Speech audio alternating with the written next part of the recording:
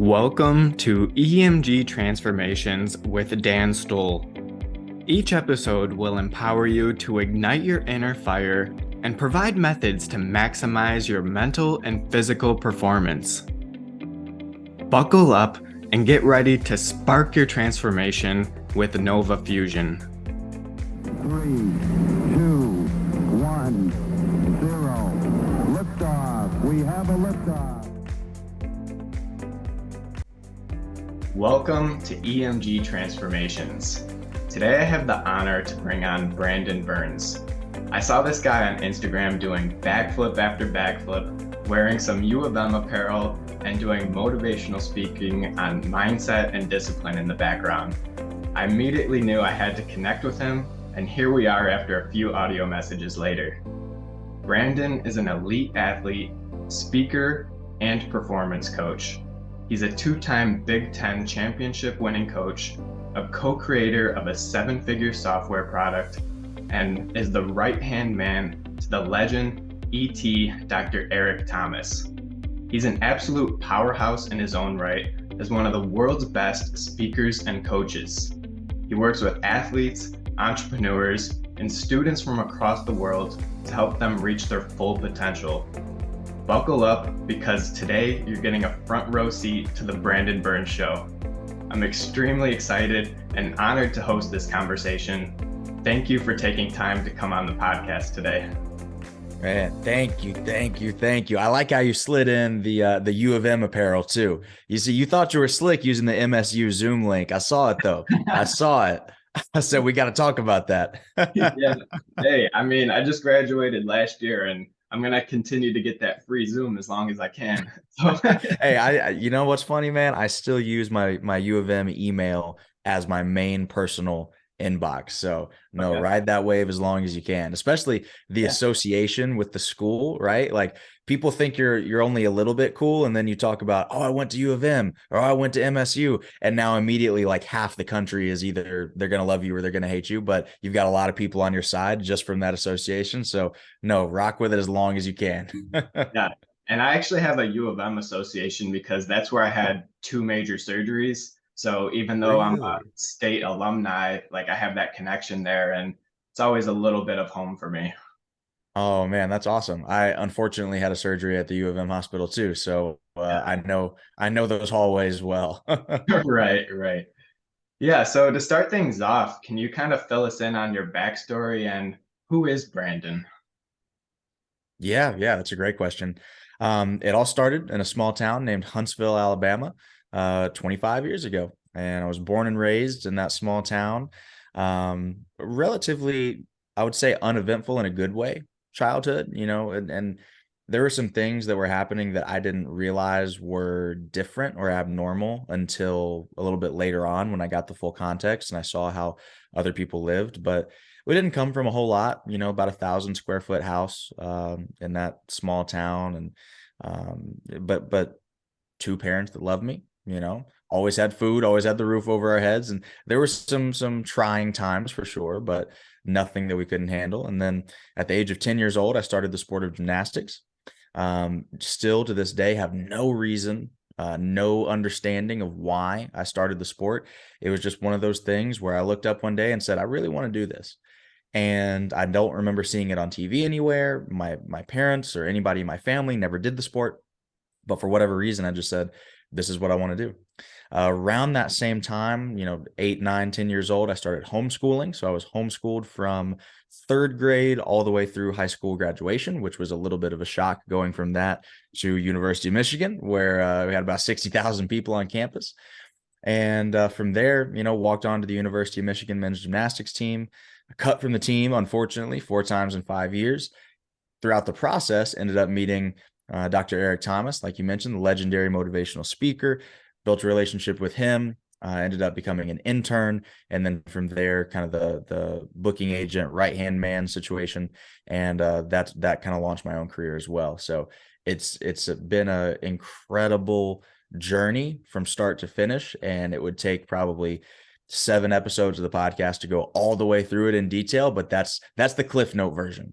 Yeah, I love that. And something that I didn't know about you because I did my preparation for this, and I didn't know that you were homeschooled for that long. And I've heard that you've talked about the social anxiety, but I mean, man, taking that from like third grade to graduation and then going to a major university, how did you adjust and where did you get that like social confidence to speak and be who you are today?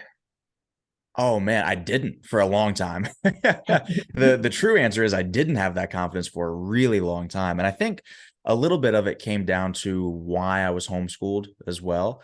Um, I started homeschooling because we just didn't have the money for it. So I was attending a private Catholic school from first and second grade. So kindergarten was its own little situation. And then I went to this private Catholic school for first and second grade. My family is not Catholic though. We were raised Episcopalian. So we're still Christians. And I truly, truly, truly, the bottom of my heart, don't care about the whole denomination thing. I think the whole thing is overblown. So we really didn't care. We just, that was the best school that, we could find. And that was where I went for first and second grade. But because we weren't Catholic, they were actually raising the prices on anybody who was not Catholic and went to that particular church that was also associated with the school, which I don't know how that doesn't count as, discrimination of some sort, but for whatever reason, I guess private school, they can do what they want to do. And so the fees just kept going higher and higher and higher. Around that same time was when my dad was laid off from his job. So we fell in some financial hard times and we just couldn't afford it anymore. The public school that we were zoned for was literally across the street from one of the state prisons. I've never seen anything like it. It's like a county road going through a bunch of wheat fields. On one side of the field is the school system. On the other side of the field is the prison system. And so we went and we walked around the school, we toured it, and my mom said, I'm not doing it. There's no way. We'll figure it out. So we knew we couldn't pay for the private school. We knew that we didn't want to go to the public school. So she said, we're going to figure this thing out. And keep in mind, this was in, 2007-ish, something like that, 06, 07. So this is way before the boom of homeschooling now it's way more common, especially for athletes, because it gives you a lot of that time back. But back then it was really, really rare to see anybody homeschooling. And people assumed that it was that. It's like, oh, you're an athlete, you're training all the time. Surely you're doing this for sports. And as a kid, I would almost play it off, be like, yeah, I need more time in the gym. And I'm like, 10 years old, barely learning how to do a backflip. I'm not that good yet, but I didn't want to, I was insecure about not having any money to go to the nice school. So anyway, I think a lot of that played a part of not really being socially adept as I probably should have been at that age, because I was a little bit insecure of that whole situation. Right. But fast forward and then walking onto the team at University of Michigan, up until that point, my only real social experiences were with the gymnastics team, because of course you're training 4 or 5 hours a day, every day, when you're in high school. And so my teammates, I knew them really well, but outside of the gym, I had no friends. And I think I've always been a little bit of a loner. So it didn't bother me as much as it may have bothered other kids. It didn't really get to me because I enjoyed being alone. I enjoyed spending time being quiet, thinking, reading. Like that just didn't bother me. But when I got to the college environment, everything was different because most other people were used to the social aspect. And I think most other people had leaned on the social aspect of life a little bit. So whereas I was really comfortable being alone, most other people were not comfortable being alone. Therefore, they almost forced the social aspect. Of course, they're going to parties. Of course, they're hanging out all the time because that's what they're accustomed to, right? They almost need that interaction to feel comfortable. I didn't need that. And so that made me stand out a lot.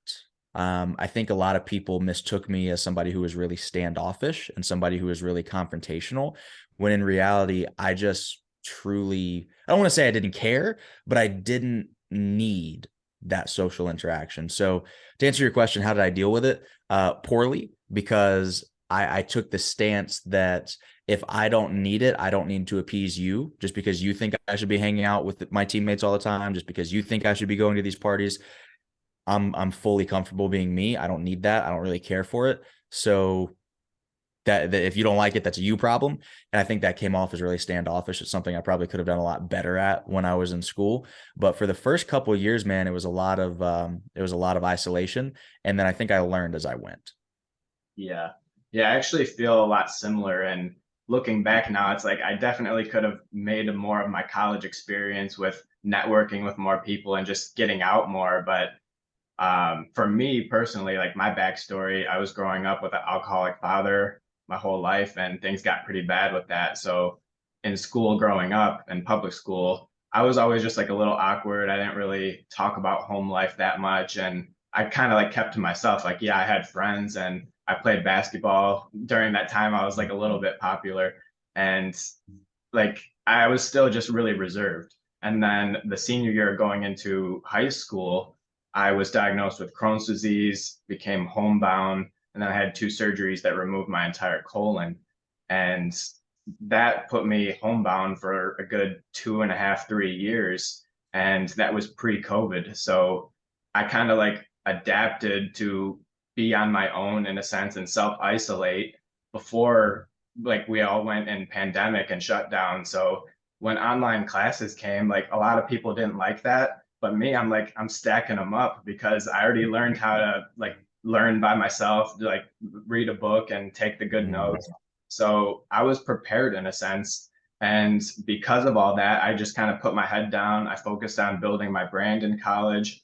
And honestly, I didn't really connect with that many people. Like I have a couple connections, but that's definitely something that if I were to go back, I would put myself out there in those situations and just meet more people. But Man, things I want always to touch work. on that. Yeah, That's so good. And I'm glad you're asking these questions. This is like a lot of people don't ask me about this. And I love that this is going a different direction. But I think that was a huge advantage for me, the same way that you just described. Being homeschooled was a huge advantage going into college because I would get around, these other freshmen and they would talk to me about their experience during their freshman year. And they would say things like, I just nobody reminded me that I had to have this assignment due on this day. Like they just expected me to know. And I failed this assignment and now I'm 2 points behind in class. Now I'm like, bro, you grown.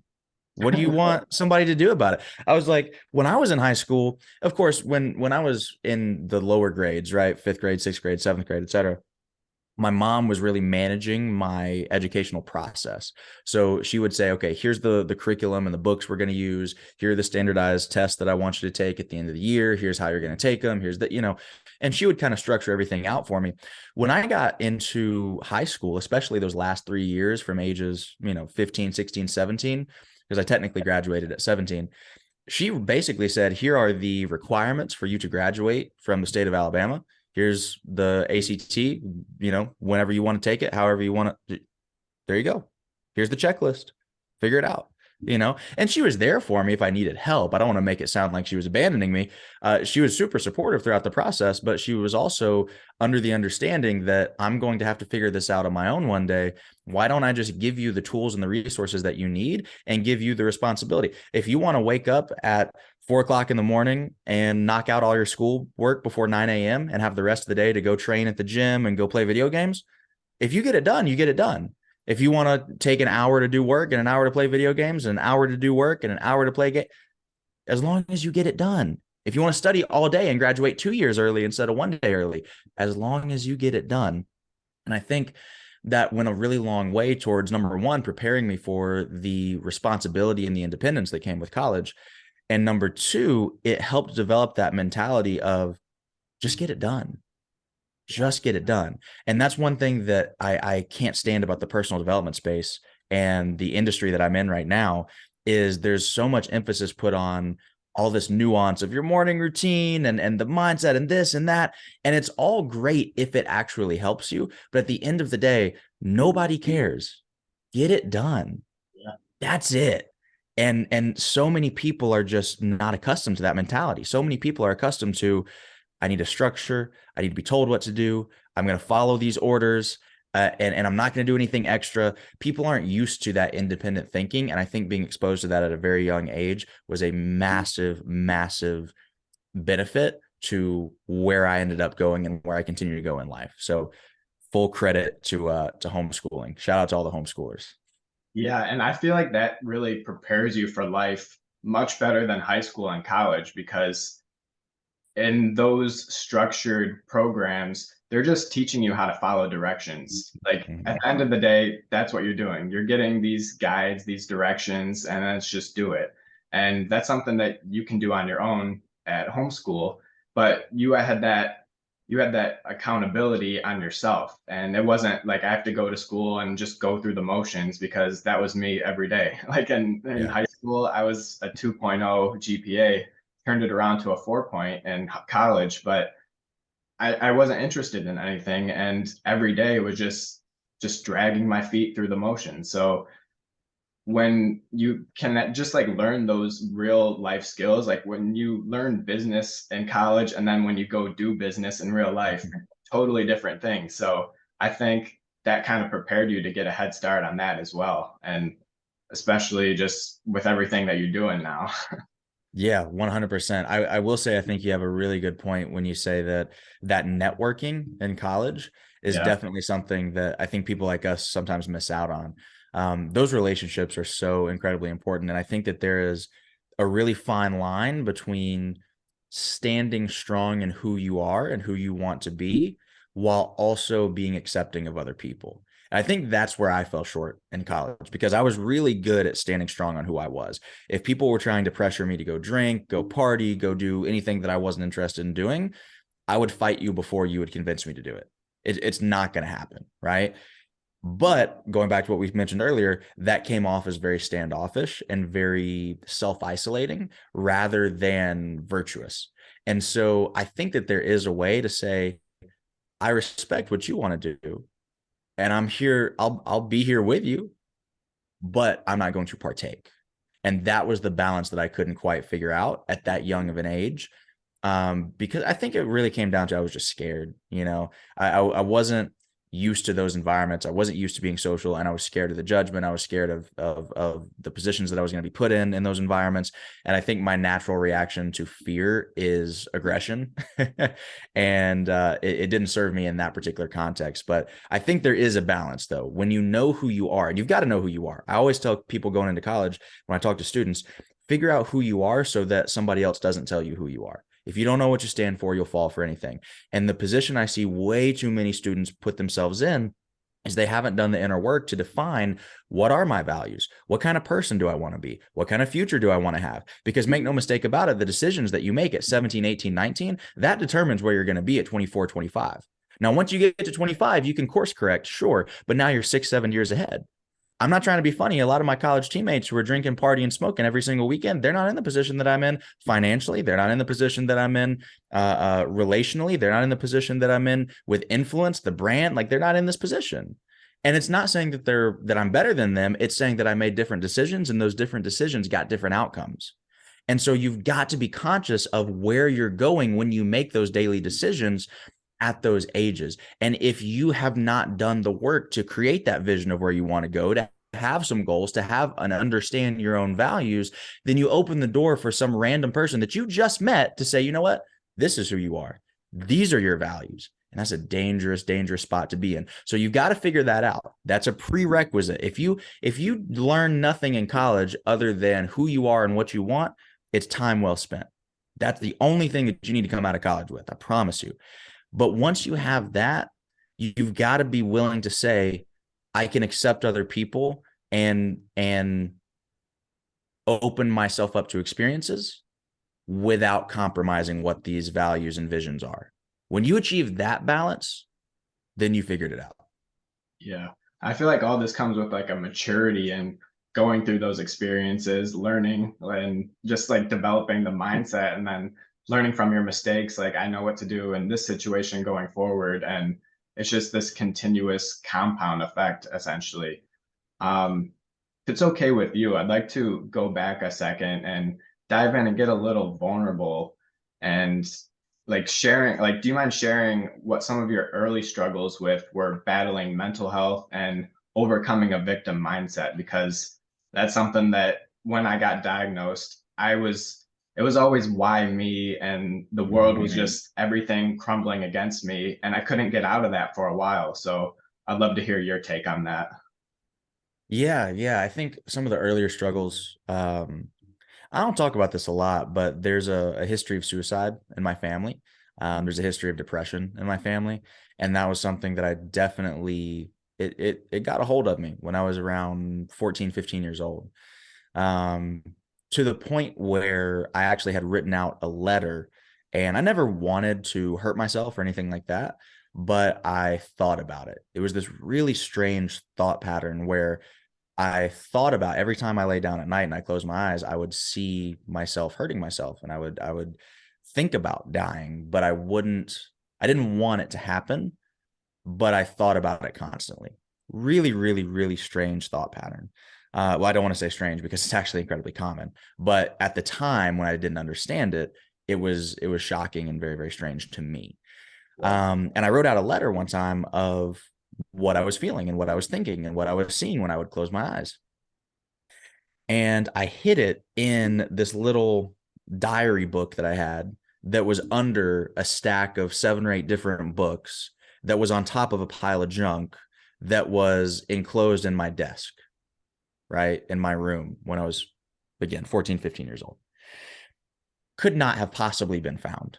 Does not make sense that it could have been found. It's not like crumpled up in a ball and you can see a corner sticking out. I'm talking about flat, precisely folded in a book, under 7 other books, under a pile of junk in a desk. Could not have been found. And of course, one day my mom finds it and she's like, we should talk about this, and full credit to my mother. I think she is one of the chief reasons that I am who I am today. My father as well. But, my mom was that person I've always been able to talk to. And I think what she did a phenomenal job of is she came to me with the posture of, it's okay. I'm not mad. I'm not judging you. Nothing's wrong, but open up and talk to me about it. And that was a transformative experience in and of itself because that taught me how to deal with life's challenges, right? And it doesn't matter if you're dealing with somebody else who's going through something like that or if you're dealing with it yourself. The number one thing is stop judging yourself. Don't be hard on yourself because you're going through a tough time, right? You have to have neutral thinking when it comes to any of life's adversities. You have to be able to acknowledge the situation and accept how severe it may be. You have to approach it with a realistic mindset of, this is what's happening and it's serious enough that I need to take steps to deal with it. But you have to be neutral in the sense of, you cannot be harsh on yourself for going through an experience, right? And so she taught me that. Um, and I think from there, it was just a constant process of evaluate, make adjustments, strive for a better tomorrow.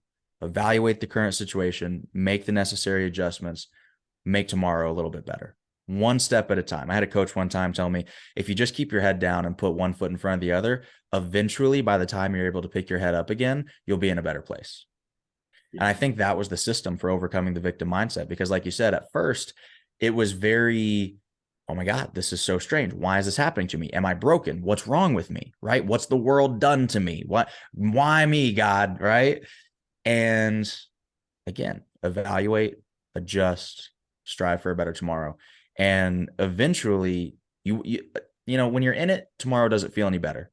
You wake up the next day, you don't feel any better than you did yesterday. And you say, this isn't working. 100 tomorrows later, maybe you start to notice a difference. 1,000 tomorrows later, your whole life can change. The only way that you lose is if you choose not to have another tomorrow. That's deep, but that's what we're here for, bringing those powerful messages out. And, for anyone out there in a similar situation and a bad mindset, like, those are some tools that they can apply, and they can put one foot in front of the other and just continue that process. We're not saying it's going to be easy. It's definitely not easy. And we've both have gone through our struggles, but we're testimonies that if you do that, you can get to the other side. You can get the life that you want. And there's happiness out there. You just have to be willing to find it and be available for that to come into your life. So uh, I think it's just so important because like we've been through there. So we want to show that it's possible. And for me, I think a lot of it is knowing that everything is temporary. Like Stoicism philosophy, that's kind of been my guiding grace in a sense. And just the fact that events happen and we can't control everything that happens, but we control how we respond and what we do next. And that goes back to just taking that one foot in front of the other and just moving forward. Absolutely. No, it's so, so incredibly important. And that Stoic philosophy is really, I think that non-judgmental self-evaluation, that's Stoicism, right? I'm able to objectively view the situation. I'm able to understand what might need to change, what steps that I can take. I understand it's going to be on me to help improve the situation, but I'm not going to judge the situation as either positive or negative. It just is. It is what it is. And then we learn how to deal with it from there. I think a lot of times in life, people put themselves through unnecessary suffering by assigning really negative value to things that really don't matter. It's like, oh, I'm probably gonna have to go bankrupt. So how much is your life really gonna change? Like, is it unfortunate? Yeah. Do you have to make some adjustments? Yeah. Does that have anything to do with your health? Does that have anything to do with the happiness you get from your connections, from your relationships? Does it have anything to do with the joy that you can find from day-to-day life? Does it change where you're going to work or who you're going to be with? Or like, does it suck? Yeah, whatever. Like, but people get so that we assign value to things based on what other people assign value to without making our own judgment on whether it is worth assigning value to. And I think that that's a mistake. I think that while there are some fundamental value structures that are interwoven into society, I think that if we want to go that deep and philosophical about it, Nietzsche had a point when he said that, you got to create your own value system and live by that. And I think not enough people even explore that possibility. Right. Yeah, because it's like society has its own set of rules, and which is like, oh, we'll follow that. But it's like, no, you can literally create whatever you want. Like everything that exists started as an idea. And a lot of times those ideas got criticized. People looked down on them. They said you couldn't do it. But if you just believe in your true purpose and you create your own calling, then you can manifest those and turn them into reality. And it goes back to your point, like we suffer more in imagination than we do reality. We always come up with these worst case scenarios, but oftentimes it's not going to be that bad. And we're able to navigate through it better than we think we can. And that's Mhm. something that I've learned on my journey. Something I've touched on is our philosophy: experiences plus mindset equals growth. And that's something that you clearly embody. And you mentioned how when you were in gymnastics, you got cut 4 times in 5 years, but you didn't let those setbacks stop you. Instead, you looked inward and you kind of like persevered to carve out your own path and with coaching too. So, how did you maintain a strong mindset to navigate those setbacks and not give up on yourself or your dreams? That's a good question. I think that the biggest thing when it comes to maintaining your mindset through the course of adversity is making sure that you picked the right North Star. And what I mean by that is, and you said something just a second ago that was really impactful. You mentioned something along the lines of knowing your own, and maybe you can rephrase it, but knowing your own goals and passions, or at least that's what I was thinking of when you said it. And that's the same idea of having the right North Star. A lot of people are borrowing other people's goals and borrowing other people's vision and borrowing other people's ambitions. When you do that, you put yourself in a position where you might be able to borrow the vision, but you can't borrow the fuel. You can borrow the destination, but you can't borrow the vehicle to get you there. And what ends up happening is just because you see something that seems attractive on Instagram and you think that that should be your goal and your ambition and what you strive for, you're not going to be able to have the same drive that somebody who is really passionate about whatever that goal or vision is going to have. You can't recreate that, right? And if you're going to be able to fight through the adversity that's very, very natural to life, because everybody goes through adversity and opposition, everybody goes through failure, everybody goes through some form of difficulty and challenge. So if you're going to be able to go through that, and you're going to go through that eventually, you're going to face it, you have to be connected to something that is right for you. For some people, that's faith. For some people, it's a big enough vision or dream or goal. And so for me with gymnastics, it was just a matter of, it was a few things. It was values, because I firmly believe the way you do anything is the way you do everything. I didn't want to not give 100%. I didn't want to establish the habit of quitting, because next time there might be a lot more on the line than one of these championship rings. And so I don't want to establish the habit of quitting. So values was a big part of it for me, not willing to sacrifice the value based on the pain that I was currently experiencing. Right. And that's a really big problem for people. Right. This is a slight segue, but that's a really, really, really big problem, is people will go through the effort and the intention of building their values. People will go take the time, because self-development is cool now.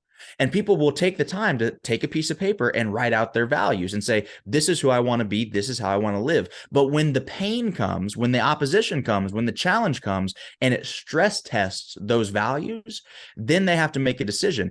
Am I willing to sacrifice the value for temporary comfort and convenience, or am I willing to stand on the value for long-term success?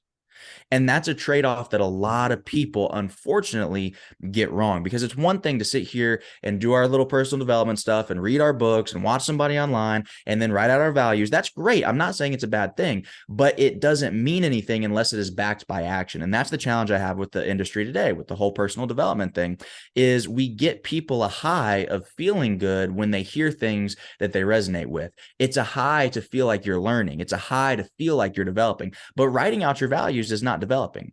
That's going from 0 to 1%. The 1 to 99% is actually stress testing the values and knowing that that's who you are. And we can go really, really, we're not going to go there. We're not going to go there. I was about to say we could go even deeper with the whole, there's a really spiritual connection to that, where there's this point in Genesis where Moses asks God, who should I say sent me? And God responds, tell them that the I am sent you, that I am who I am, right? And the significance behind that is, if you are something, if you truly fully embody something, if you have become the absolute highest manifestation of a particular concept, it means intrinsically that you have to have full alignment in thought, word, and deed. That's what makes God. There's no sinful thoughts, no sinful words, no sinful deeds. It is all in complete and perfect alignment. And then if you do that with one concept, that's really what the actualization of a value is. So if I value perseverance, I have to think in a way that is in alignment with that. I have to talk in a way that's in alignment with that. I have to act in a way that's in alignment with that. And I can never deviate. So that alignment is extrapolated across time.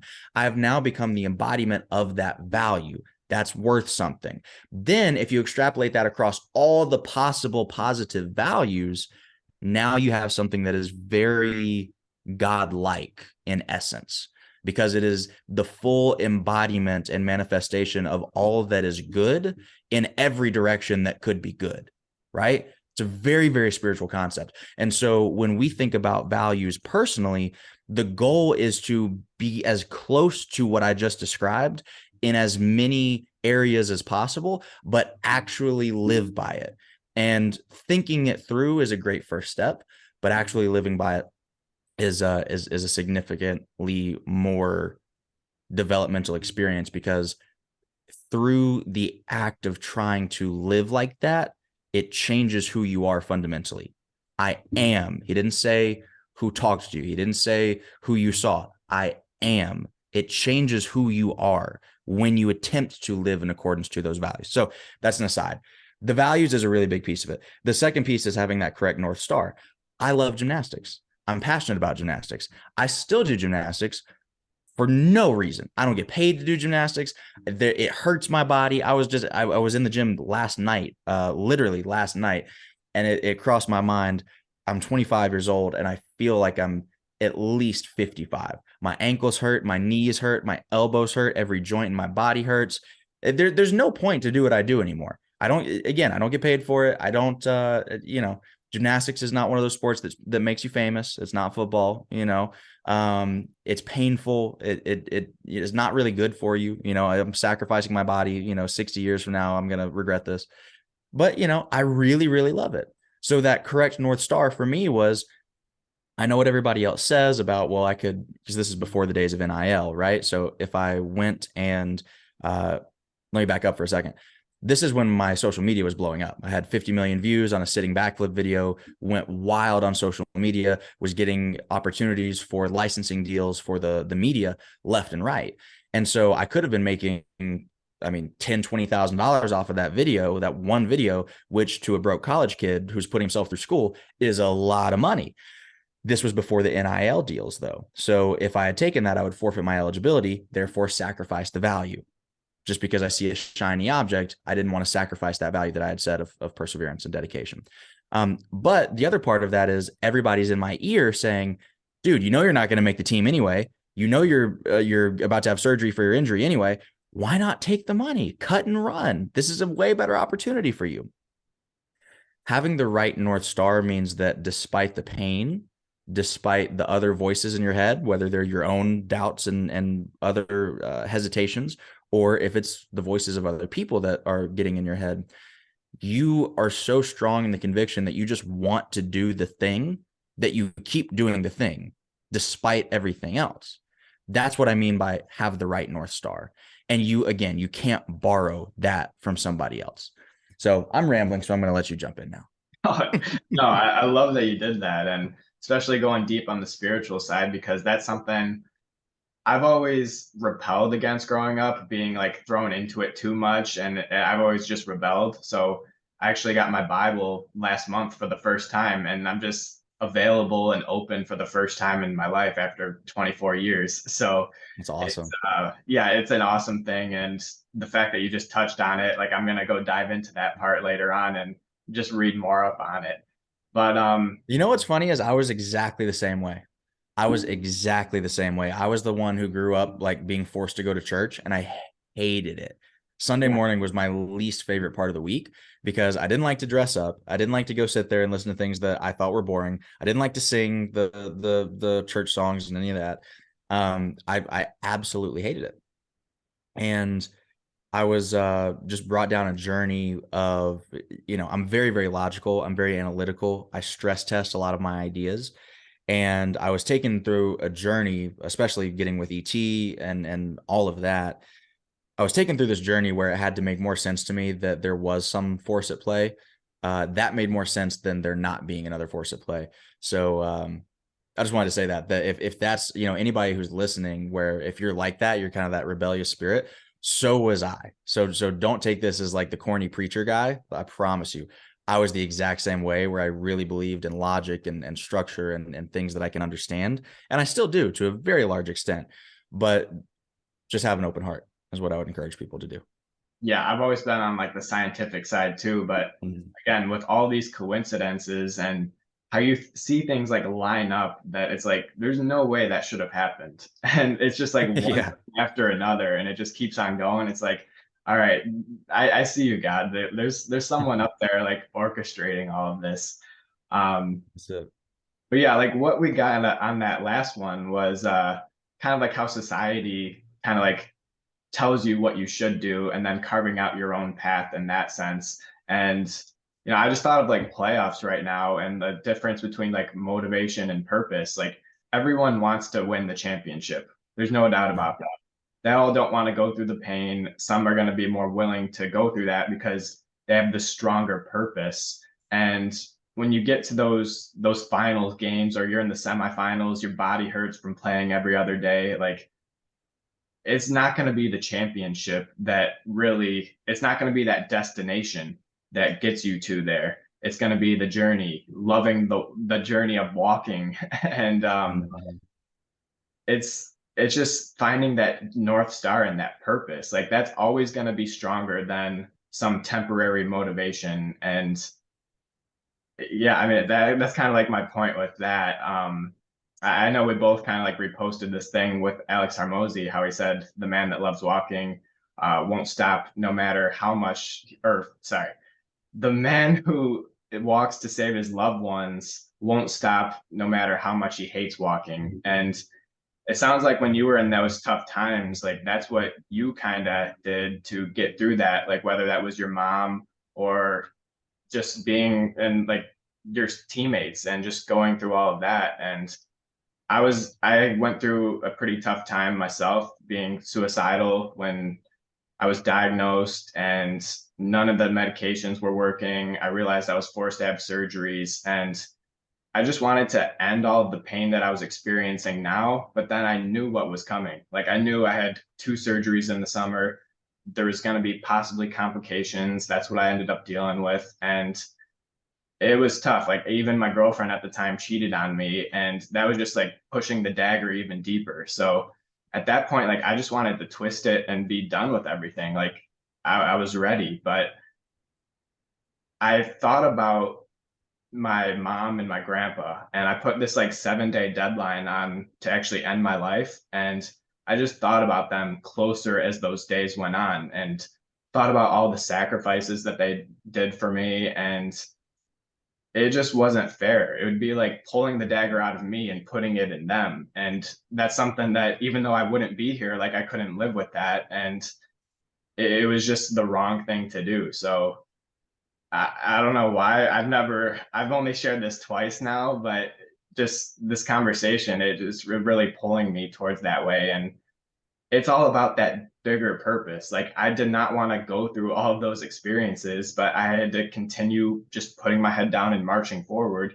because I had those other people in my life. And no matter how hard it sucked, I was going to keep doing it for them. It wasn't about me at that point. And even this brand, like I started with a blog just to share the first 4 years of my health journey. Like it had nothing to do with Nova Fusion. I had no brand at the time. It was just me sharing what I was going through, and hopefully I could help someone in a similar situation at the time.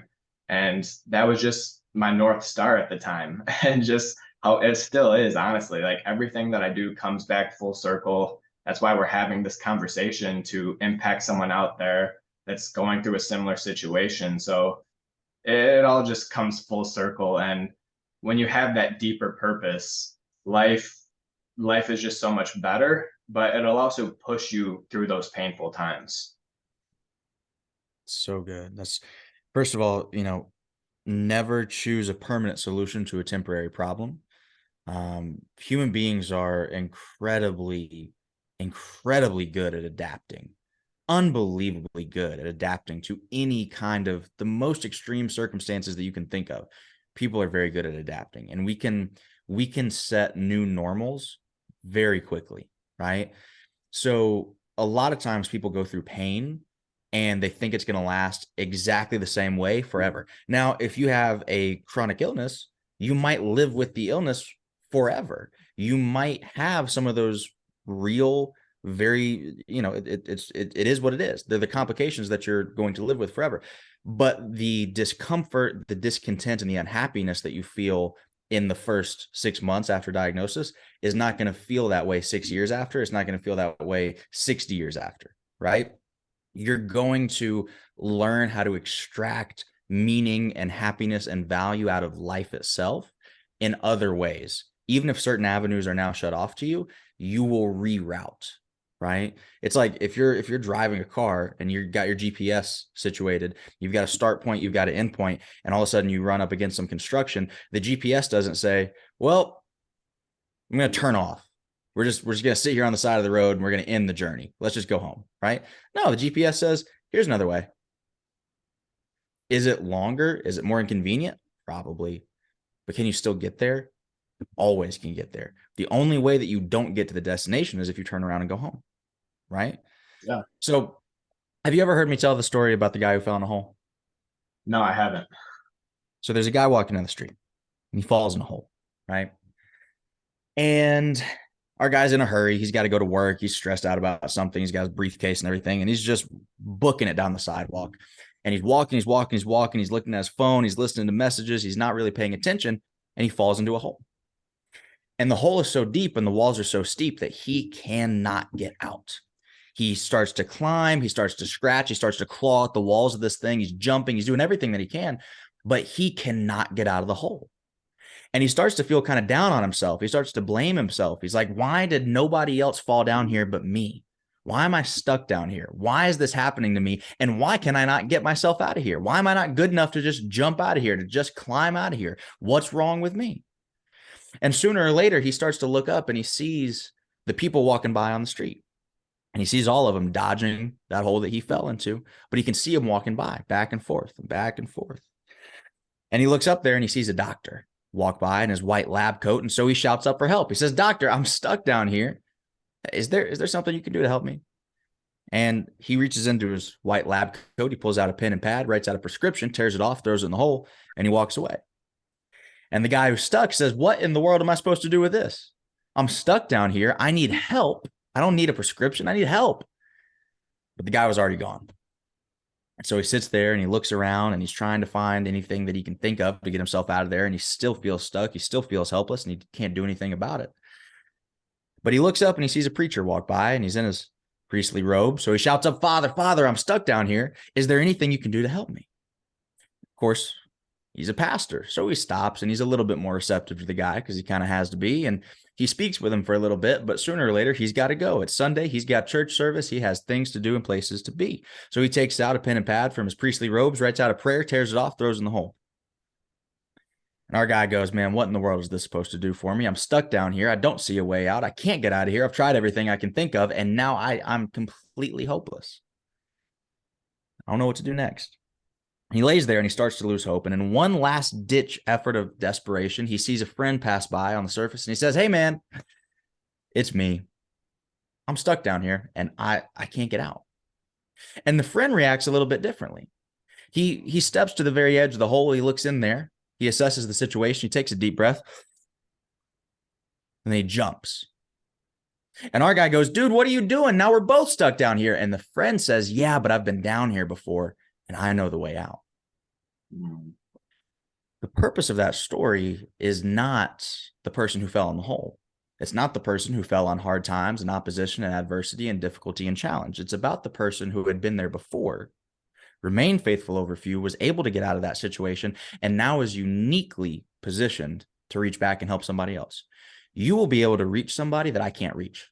I don't have Crohn's. I can't. There's somebody that you can reach with your platform, with your message, with your story that I will never be able to reach. Eric Thomas can't reach them. Tony Robbins can't reach them. Brendan Burchard, Ed Milet, all these big names. Inky, no, it doesn't matter. They can't get to them the way that you can. And I can get to people that you can't. And I can get to people that ET can't. And ET can get to people that I can't and that you can't.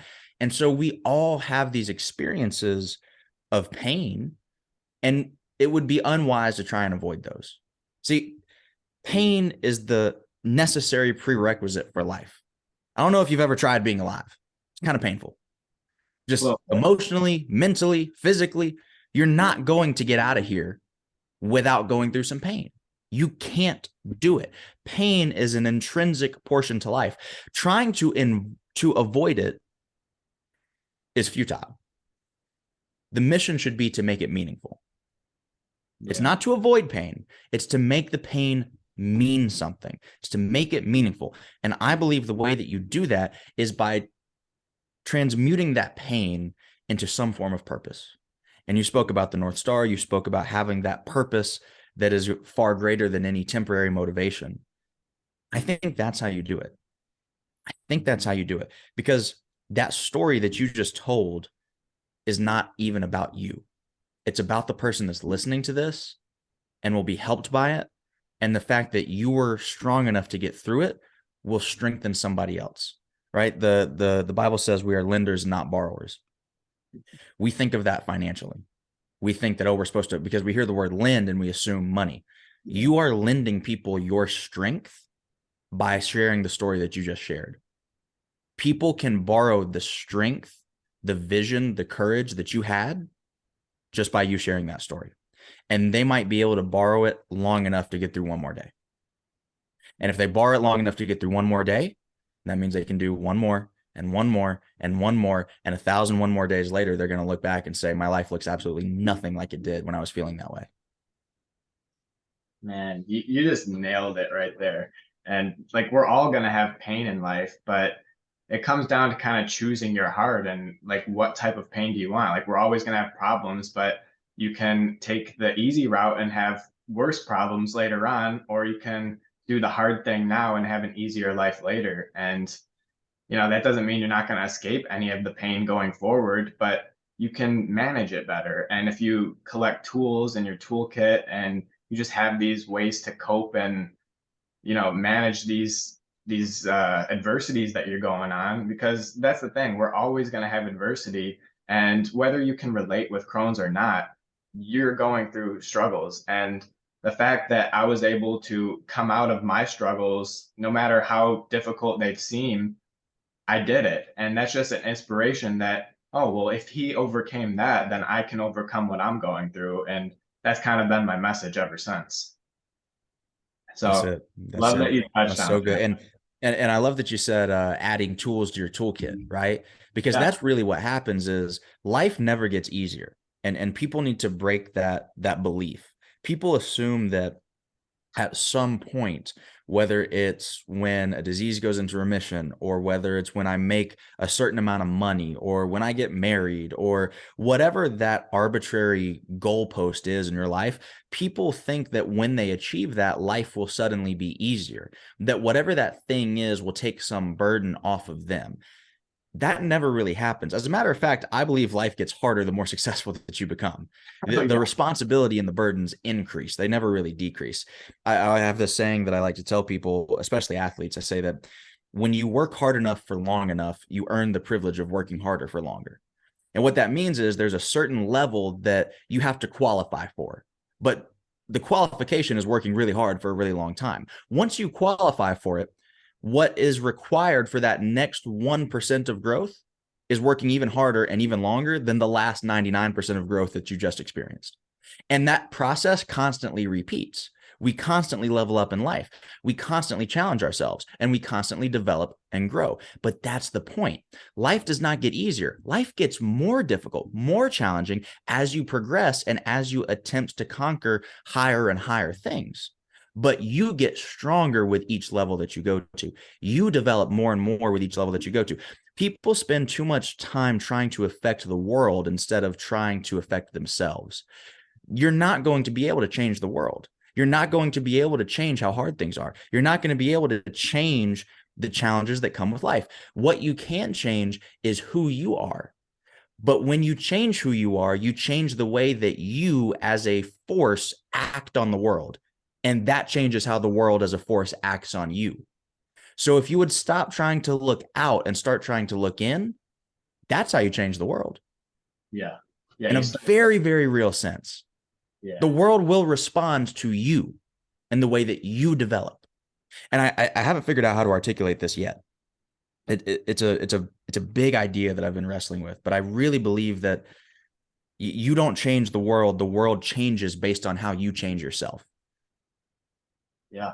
Yeah. I mean, in a video, you said it starts with me and then it goes to we. Like you have to change yourself, and then that impact that you create has a ripple effect on others. So if you're living in your true purpose and that inspires someone else to live in their true purpose, that can inspire someone close to them, and it's so on. So it's just this ripple effect, and just with good deeds too. Like simple as complimenting someone and making them smile on the street. Like that kindness might inspire kindness for them to share with someone else. Like that made me feel good. So you just never know how that ripple effect can create such a big impact over time and just where it's going to go. Um, Another thing you talk about is like those goalposts and having that destination. You had the goalpost of becoming a gymnastics coach, and then in college you started seeing Eric Thomas on a weekly basis, and that kind of like switched up for you. So I'm curious if you could share the backstory on how you met Eric in the first place, and what was that first in-person meeting like? Yeah. I love that we're an hour in, and I think I've only let you ask 3 questions because I'm talking so much. I Love it. apologize. So how did that go down? Basically, I always was attracted to coaching. Matter of fact, gymnastics is a really expensive sport. It's kind of a bougie sport. So we couldn't really afford it when I was a kid. And so when I was 15 years old, that was the minimum age to get a job in the state of Alabama. And so I started working, coaching gymnastics at my home gym to pay for my meet fees, uniforms, things like that, because I started competing shortly after that. So I'd always been coaching, and I always knew that I loved to coach. I was always attracted to helping people fulfill their potential, right? It doesn't mean everybody has to be an Olympian. It just means that I really love the process of, if you max out at a cartwheel, but you started not being able to even think that you could do that, that's an amazing journey, right? Like, that is so cool to help somebody be able to go from A to B like that, to me. So I knew that I loved it. I knew that I was naturally good at it.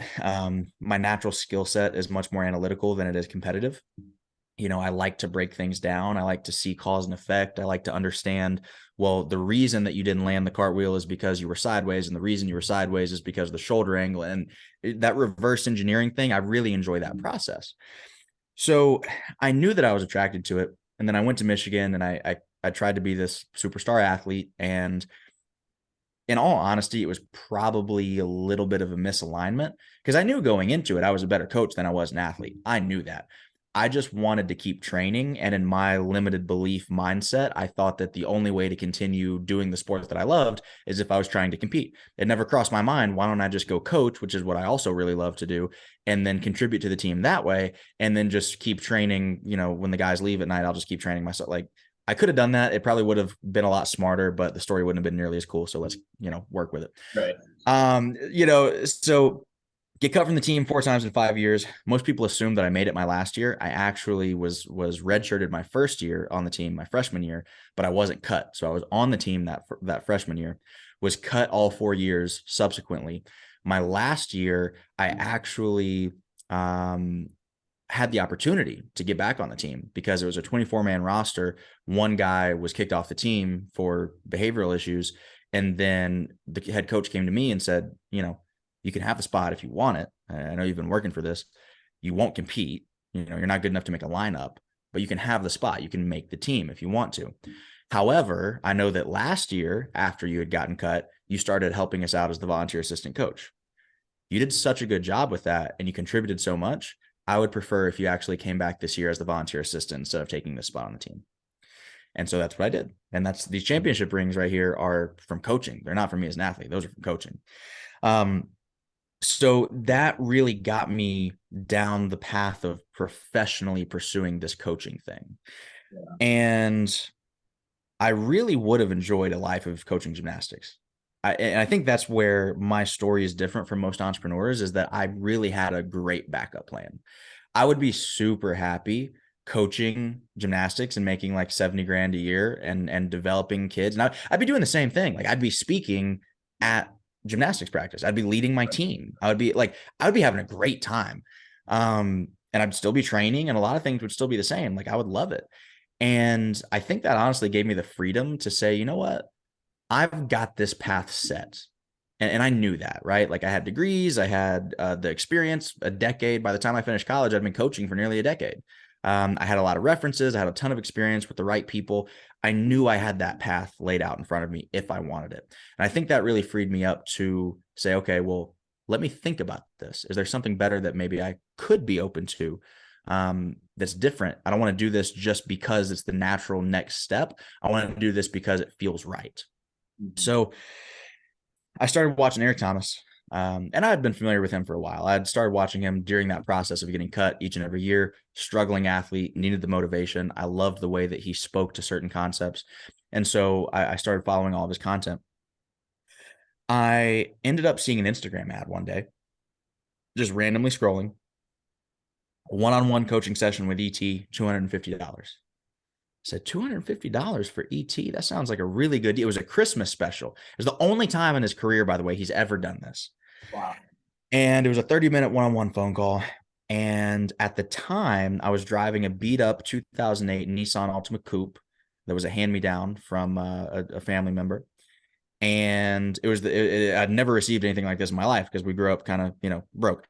So I had never even had a car. And this was when I was 21 years old. First car, just got a driver's license at 21 because I didn't have a car. So I had no need. And the only thing I ever wanted was a stereo system in that car. So I had literally the week before this taken it to the audio shop and had it fitted for a subwoofer because I thought that was what I wanted. And it was going to be exactly $250. So now I'm sitting here like, man, really, God, you're going to make me choose between a 30-minute phone call and the sound system I've been thinking about for the last 6 months? Really? And I don't know who ET is in real life. I don't know if he's the same guy that I see on YouTube. I don't know if he's going to be receptive to me and the things that I want to talk to him about. I don't know any of this stuff. For whatever reason, I just felt like it was an opportunity that I couldn't pass up. And I ended up doing the coaching session, got on the phone with him, and I was telling him about a lot of things that were going on in my life at that point. You know, I told him that my dad had just been diagnosed with cancer. I told him that I had gone through a breakup. I told him that I was cut from the team, told him about the wrist surgery that I was about to have, all these different things. And throughout the course of the conversation, he gave me a lot of really good counsel, but somewhere in the conversation, he learned that I was at the University of Michigan, and he was, of course, in Lansing, Michigan. That's where he lives, is out in Lansing. And so he said, why don't you come meet me for breakfast at 5 o'clock in the morning this weekend? And I stuttered over my words. I said, what do you mean come meet you for breakfast? He said, yeah, come out here and let's talk. I said, I'm there. Now, keep in mind, I'm an hour and a half away, so I've got to, get up at 3 o'clock in the morning to go meet this guy. And I'd never done that on purpose before in my entire life. But I set about 30 different alarms, and I had 2 full cups of coffee ready to chug at the bedside as soon as I woke up. So I was able to get out there and talk to him, and we sat down, and I almost don't remember the specifics of what we talked about. Right. But I remember a few certain lines. He talked to me about relationships and values, and we talked a lot about spirituality, and we talked about speaking a little bit. And it was a good interaction.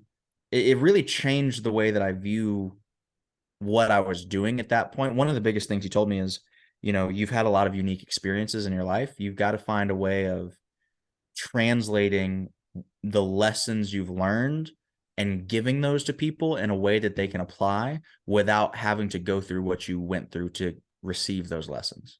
That was one of the biggest things he said to me. And that really changed my mentality of what coaching really was supposed to be about. But, we parted ways at the end of that. And that was that.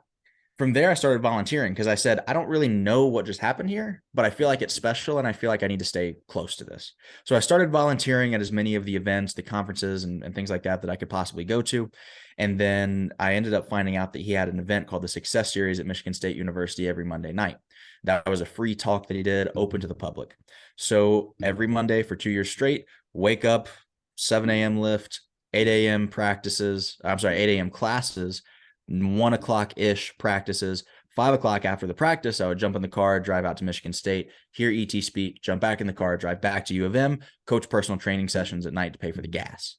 And I did that for 2 years, and I never got to talk to ET during that entire time. I would see him at the other events that I volunteered for, but on those Monday nights, I never got a chance to really talk to him because I had to go back home and do the personal training stuff. But I always sat in the same seat, and I always wore Michigan gear on MSU's campus because I wanted to make sure that he saw me. Even if I didn't talk to him, he knew I was there. Did that for 2 years. And I was about to graduate. This is March of 2020, just before the pandemic hit. And I developed this whole binder full of stuff, 60 pages worth of my writing samples, cover letter, resume, anything I could think of to give to this guy. Because I couldn't speak back then. I was still super introverted, still shy, still terrified of the world. And so I would write my ideas on these concepts, but I wouldn't articulate them verbally.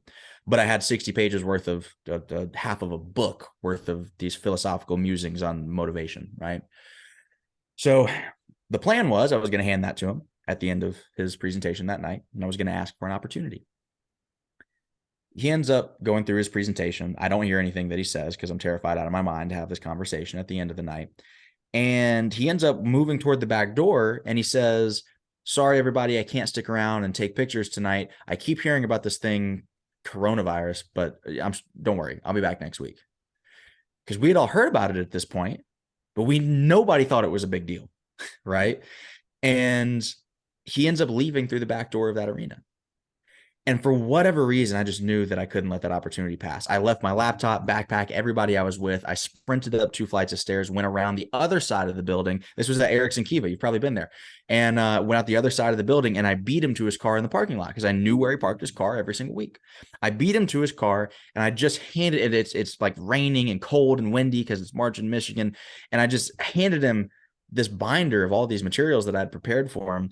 And I don't even remember what I said. It was something along the lines of, I'll do anything for an opportunity, because I had this whole script in my mind of how I was going to intro this opportunity, and it went right out the window. And he committed to giving me an unpaid internship right there on the spot. Wow. Fast forward a few months, I worked for him remotely during the summer of 2020, which was, of course, the COVID summer, the lockdown summer. And I had this job offer to go coach gymnastics at this very well-known elite gym out in Texas. They were going to pay me $60,000 a year, which is more than my parents have ever made in a year combined. And I was probably on track to be the next USA Gymnastics elite team coach. Probably would have gone to the Olympics as a coach one day. And I ended up calling that guy and turning down the job offer just to finish the unpaid internship with ET. Had no clue where it was going to go, had no clue where it was going to lead. I just knew that I was going to regret not seeing it through all the way. And I had to turn down the job in order to fully execute the length of the internship, right? I got to the end of the internship, get a text from ET, a text, literally, didn't even call me. How much do you want to make in your first year full time? And that was it. Wow. That's such an incredible story. And going back to like how things just kind of align where all these coincidences just kind of happen. It's just a perfect example of that. And you having the courage to put yourself out in those situations with the uncertainty that goes through it. And obviously, you were probably feeling a little hesitant or insecure or just doubtful about whatever was going to happen. But you kind of like leaned into your intuition. And that's something that I've noticed you'd say is like, I felt that I should do this. Is intuition something that you kind of always tune into, or like, yeah, how's your relationship with that? It's really interesting, right? Because it's such a good question. I am an incredibly detail oriented, analytical, skeptical person, and I tend to be driven by fear. I think a lot of my work ethic comes from a fear of not being worthy, a fear of not being valuable, a fear of not being enough. Um, and I'm terrified of making mistakes always. I mean, I've caught myself 17 times during this podcast saying, I could have said that better. I should have said that better. I don't like the way that I said that. And my mind is constantly along those lines. And it's not in an unhealthy way. It used to be. I've learned how to disassociate my self-criticism from my self-worth, Mm, which is a very valuable skill set that I've learned how to do, by the way, because I feel like you do have to be a certain level of self-critical. You do have to hold yourself to very high standards. You just also have to practice some grace and understanding with yourself along that process. It's okay to be both very strict on yourself and want the utmost quality from yourself while also forgiving yourself constantly. Those two can exist at the same time. But I think that I'm driven by fear. I'm very analytical, very, very skeptical. However, I've noticed a pattern, and this almost goes back to the spirituality thing. Given that that is the way I'm naturally wired, I've still noticed a pattern that certain things are unexplainable, and those things seem to be done in my favor. That story I just told you about how I met ET, and come on, man. I You're know. telling me you're telling me I was born and raised in Huntsville, Alabama, which is where he went to school, by the way. ET went to school at a HBCU called Oakwood University, which is 10 minutes from where I grew up. So we both have strong ties to Huntsville. I just so happened to choose Michigan as the school that I wanted to go to. I just so happened to go through all of these things that were hard enough to break me, to make me want to make the investment to talk to somebody like ET.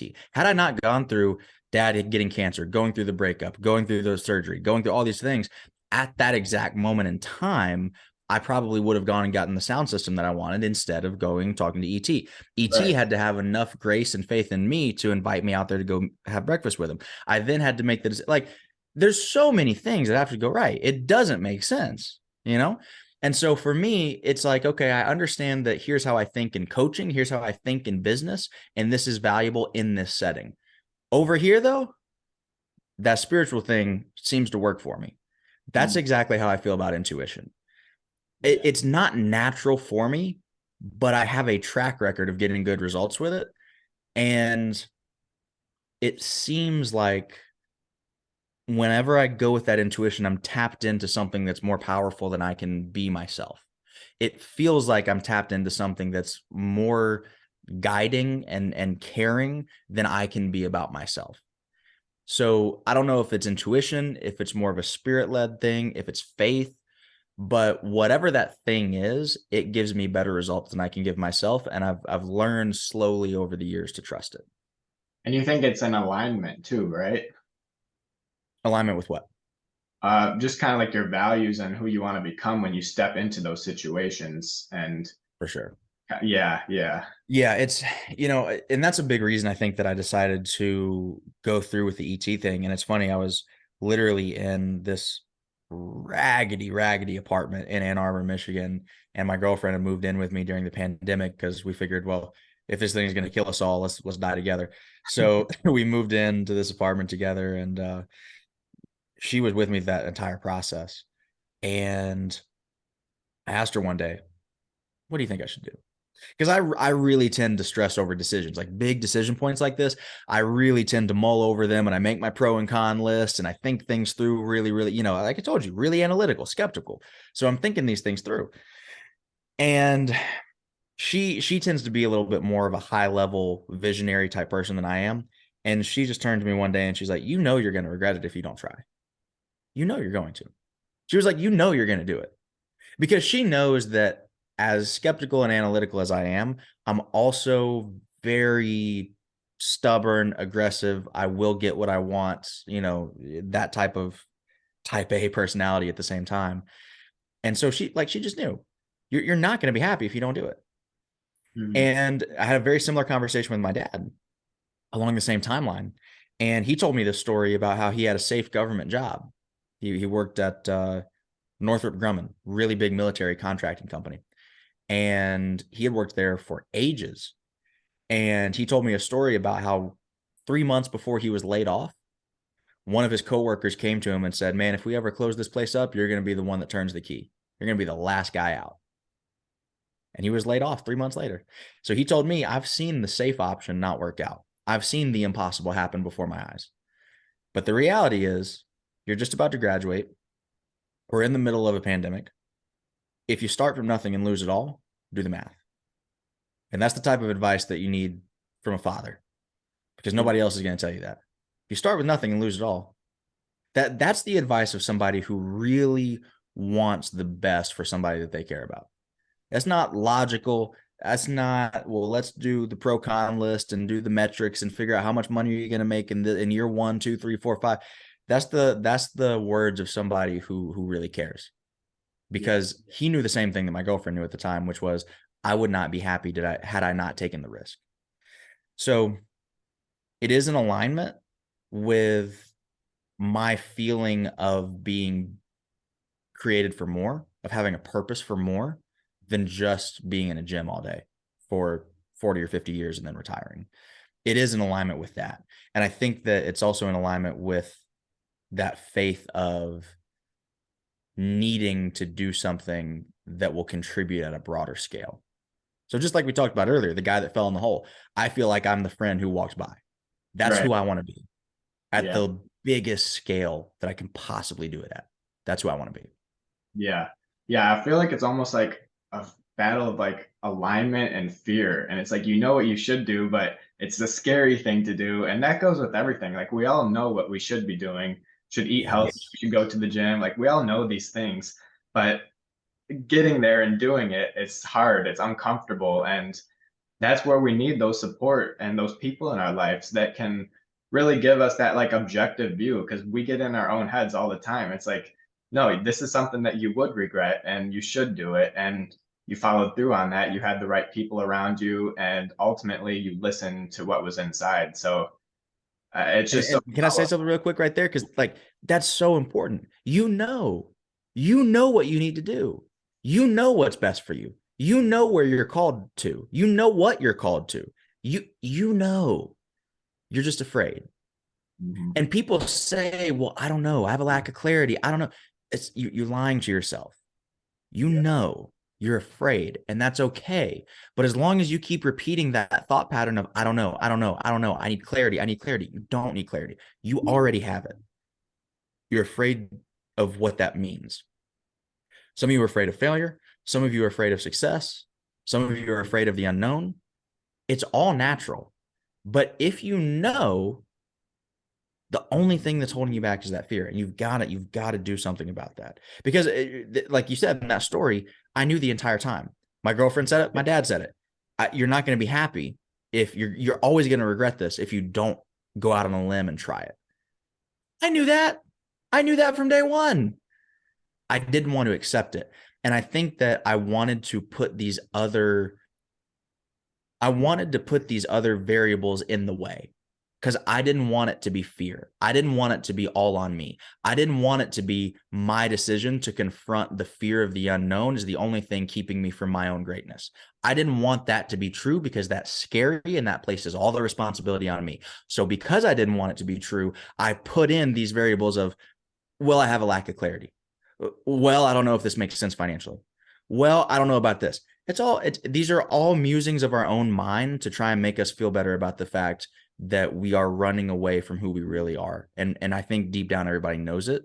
It's just a matter of getting the people and the system and the belief and the faith around you to be able to step into it. You're already who you need to be. You were created as the person that you needed to be. You just have to step into it. Yeah. And I always say, like, awareness is the first step to changing anything. And having that awareness of what you're fearful of, that's the first step. And then you can kind of break that down. And how do I not get so afraid of this? What steps can I take to build my confidence and just develop that resilience to continue taking the step forward? Like we talked about earlier, it's just one step at a time. There's this quote that my friend Brandis Gadris says, and well, it's a poem that he wrote that I think you'll really resonate with. And it goes like this: I thought I was good until I saw great. It was then when I understood what achieving my dreams would take. And he gave me that in New York, actually, when I met him for the first time at this live event. And I was about to meet Heather Monahan and do like this behind the scenes studio with her. And he told me that. And I'm just like, wow, like that's going to be me studying greatness. Like I thought I was good, and now I'm going to see what great is. And so my question for you is, what have you absorbed by being behind the scenes with ET that you've implemented into your life, and kind of like some of those things that you thought you were good, but then you saw great? Man, I love that poem and I love that question. I have learned a lot about business. I've learned a lot about the art of speaking.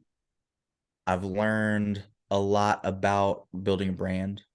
I've learned a lot about the industry. I've learned how to write a book, get it on the New York Times bestseller list. I've learned how to make all of these impacts and changes and money and all of it. I've learned a lot of that. And the biggest thing I've learned is that none of that matters. The biggest thing that I've learned by being around ET is the father and the husband and the man that he is unimpeachable. And that has led to the majority of his success. You can't be in that type of limelight for that long and maintain it without having incredible character. And he said something to me a long time ago that really resonated, which was, do not allow your talent to take you somewhere that your character cannot keep you. And the biggest thing I've learned from being around him is how to be a better man. It's how to be closer to God. It's how to be a better boyfriend, a better son, a better friend. Those are the things that matter.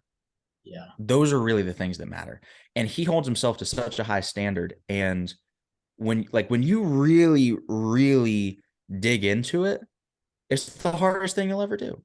Like, being a good person is harder than making $1 million. Yeah. Being a good person is harder than getting 1 million followers on Instagram. Those things, like, there's formulas for that. I can teach you a formula to make $1 million. I can teach you how the business works. I can teach you the automations to run. I can teach you how to do the ads. I can teach you how to run the event. I can teach you how to do all of it. There's a system. But battling the demons that you have within you and really facing who you really are in comparison to who you're capable of becoming, that's hard. Yeah. And if you can do that, man, everything else is so easy. It's not like, I'm not impressed by stuff anymore. That's what I've learned from being around ET.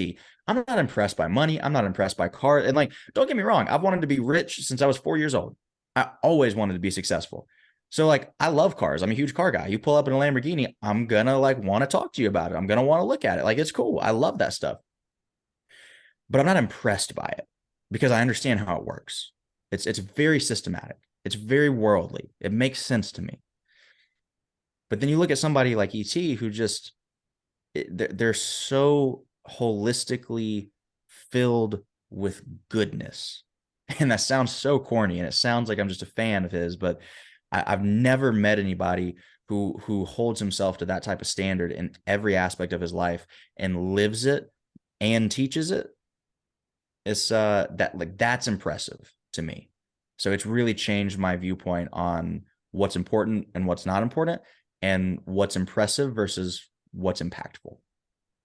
Yeah, that's so good, because I feel like all the times we're looking for this like this big strategy or this like one golden nugget, but at the end of the day, like that's what means the most, having integrity, having a strong character. And those are the things that are going to develop the relationships that turn into prosperous things or whatever you want to do. But if you don't have that character, no one's going to want to work with you. No one's going to want to even be your friend at that point. So that's actually something that I learned from Stoicism and my mom. Like, she's just an absolute angel. And growing up with my dad, like I always had this like really confinement or total chaos. And she just did everything that she did to try and put me on a right path and not follow in my dad's path with drinking and drugs. Like, to this day, I've never had a sip of alcohol. Like, it's something I won't ever do because of my dad. And my mom definitely had an impact on that, but she just really, like at the grocery store and stuff, like just say hi to people, be kind, say thank you, like just all those little things that kind of made me who I am today, and just be this kind person. And going back to like what you were saying with ET, like all of these really successful people that we admire, the closer you get to them, the more you realize they're just like us. They just have a Right. really strong work ethic. Their standards are just impeccable, and their character, like you said. But when you're not Some of them, around not some of them, not all, that, unfortunately. that's true. And Some of them, that's because that's the thing. Like people get it backwards, and they think that the money and the success is the hard part, and so that is what makes somebody worth learning from. I I listen. I've been really, really blessed and really, really privileged to meet some incredible people. Like I've met people that I couldn't even say on an interview, like billionaires, all these incredible people in the industry, people with more money than you would know what to do with, people with more success, with more fame than you would know what to do with. That's not, I'm telling you, that's not the impressive part. And people who haven't had those experiences, going back to what ET said, give people the takeaway without having them go through the experience. You haven't been exposed enough to know that that's not the impressive part, because you open up Instagram, you see something that you want, whether it be the car, the jet, the hat, like whatever, and that's what you find attractive about that individual that you look up to, and you start to model their behavior. That is not what should be impressing you. It's just not, because unfortunately there's a lot of people, like I said, making money is a formula, success is a formula. There's a lot of people. I literally, somebody was telling me about this guy one time at, it wasn't one of our events, but it was an event that he was speaking at. And this guy, very, very, very well-known speaker, went up on stage, phenomenal presentation, got off the stage and immediately started flirting with the host's wife, which he knew was married, and he was married too. And I was just like that happens so often, it would blow your mind. And I'm not saying that's like the end of the world and like the sin of all sins. I'm just saying the amount of people who you really want to be like versus the amount of people that you think you want to be like based on their material possessions are two very, very, very different numbers. And it would be wise to follow the teachings of people that you feel like you want to holistically be like, rather than follow the teachings of people that you want the things that they have. That's a much, much better formula, in my opinion. Yeah. And one thing, like I just want to appreciate you for being the same guy that is on social media. Like that, you just never know. But you're just awesome, and you're thoughtful with your responses, and like this is turning out amazing. So just thank you so much for being you, I guess I should say. It's the only thing I know how to be. Yeah, let's keep it going too. We can do another 30. We'll make it a 2-hour podcast. That'll be fun. Yeah, let's just Joe Rogan it. Um, yeah, so in a video, you said weakness is created by a lack of standards, and that may trigger some people, but it's definitely true. So that's why it's causing that trigger. I'm curious, what are some of your non-negotiable daily standards to stay mentally and physically fit? Yeah, that's a great question. I would say that, and just to give some context on that quote, that was an idea that took me a pretty long time to figure out too, because I thought that weakness was created by deficiencies or insufficiencies in either character, skill sets, traits, etc.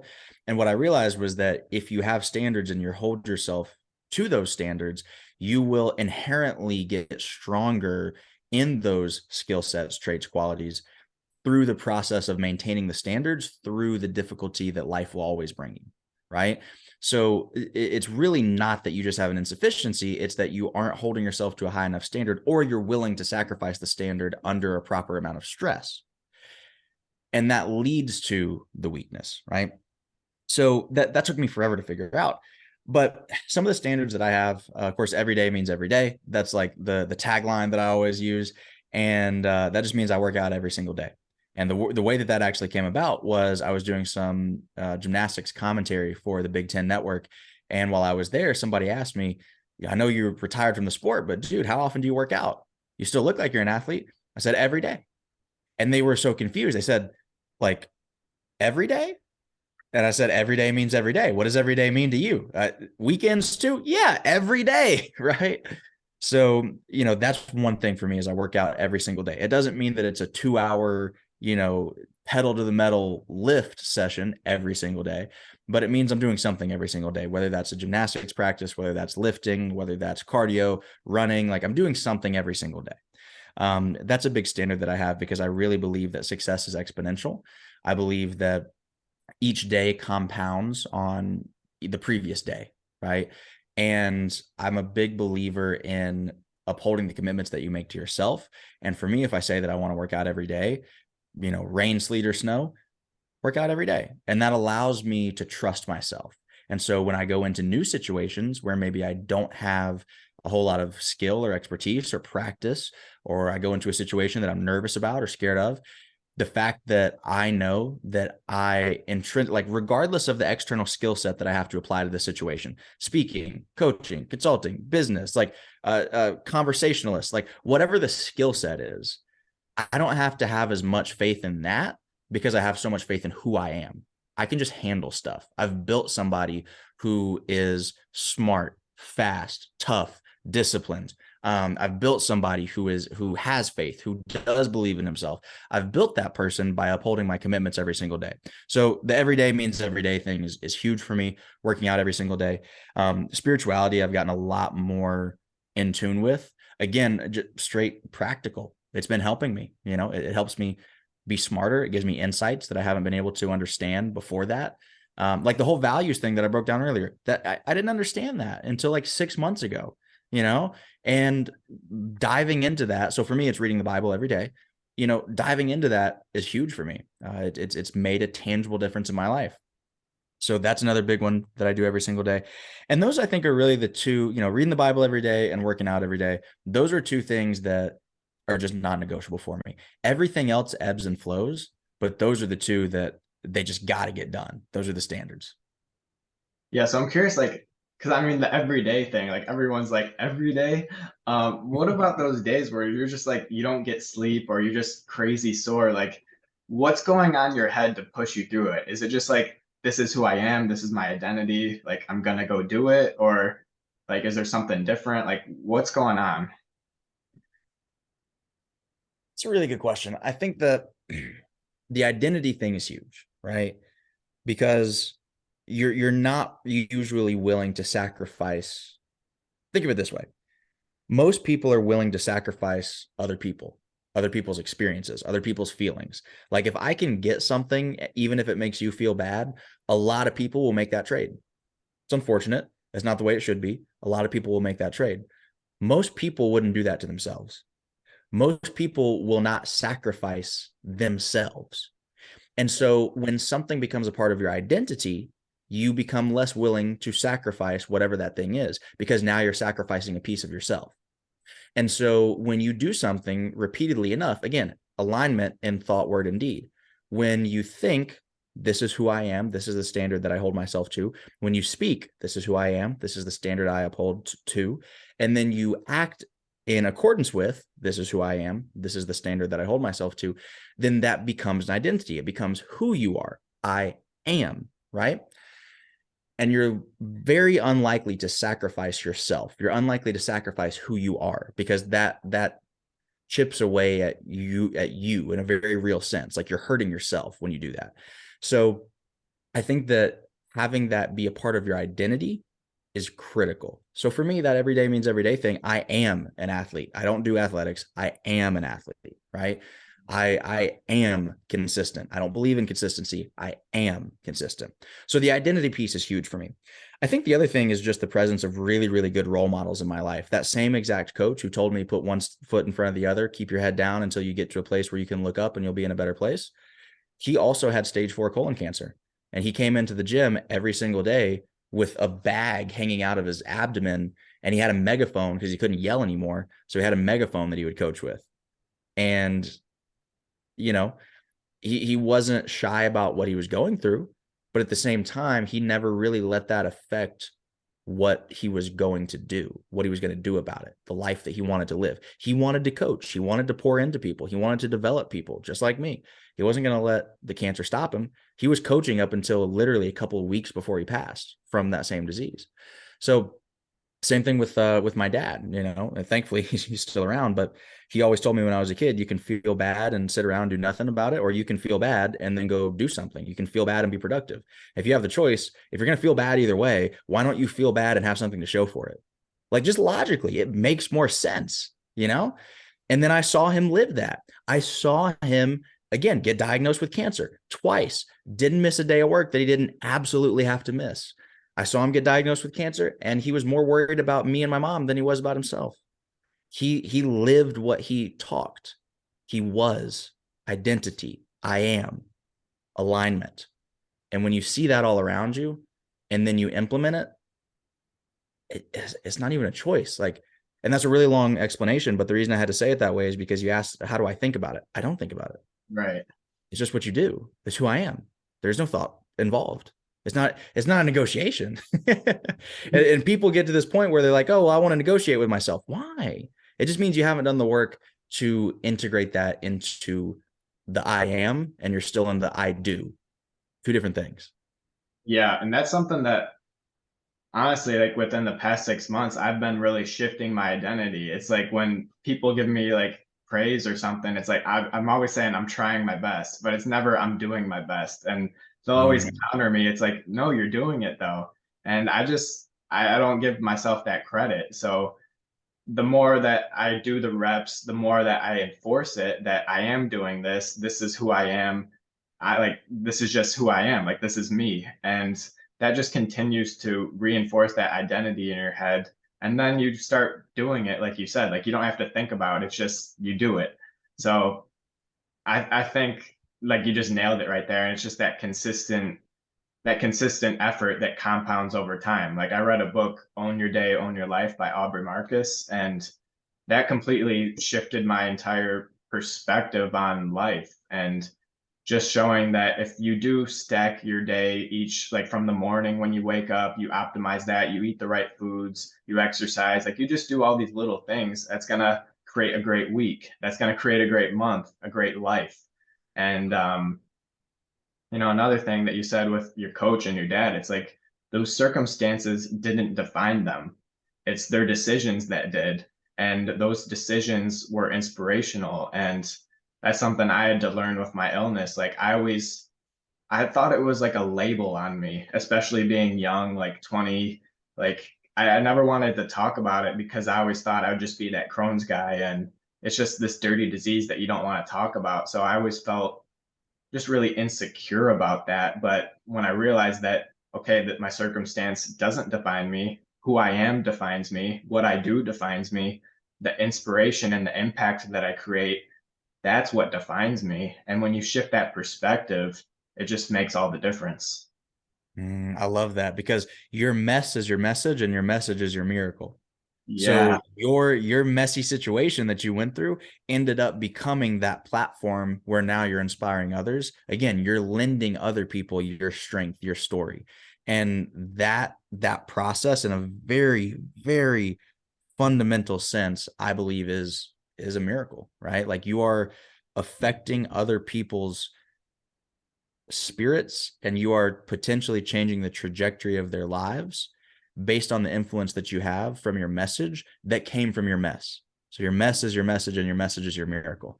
There's something really, really profound about that I wish more people would be willing to accept, because it brings a whole new level of meaning to life beyond the surface level stuff that most of us spend our time chasing. That if you would embrace that, you would end up in a roundabout way being even happier in the long run, and you would contribute something positive to the world. So I love that you pointed that out. I mean, it's uncomfortable. Like that's the thing. Like we're insecure. We don't want to put ourselves out there. But when I've really taken myself out of it. It's not about Dan. It's not how people are going to judge me.